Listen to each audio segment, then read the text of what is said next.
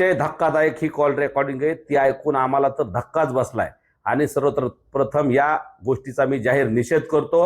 खरं तर मनोज दादा सारख्या 6 कोटी मराठ्यांचं दैवत असणाऱ्या या दादांबद्दल जर असा हा व्यक्ती बोलत असेल तर सर्वसामान्य माणसाबद्दल काय बोलत असेल। आमच्यासारख्या असंख्य लोकांना असे याने धमक्या दिल्याचे काही प्रकार याच्या अगोदरही समोर आलेले आहेत। त्यामुळे या प्रवृत्तीचा मी जाहीर निषेध करतो। याच्या पाठीमागं कोण आहे हे पोलिसांनी शोधून काढलं पाहिजे।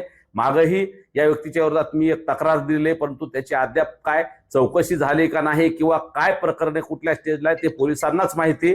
त्याचीही आम्हाला अद्याप काही माहिती नाही किंवा त्याला अटक झालेली नाही अशी आमची माहिती।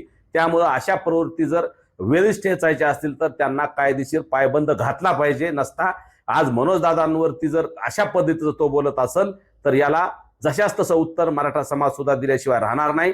परंतु कायदा मानणारे आम्ही सगळे माणसं आहेत। 6 कोटी मराठ्यांना अगोदर समोर येतील आणि नंतर त्याच्या पाठीमागे मनोज दादा असतील हे लोकांनी ध्यानात ठेवलं।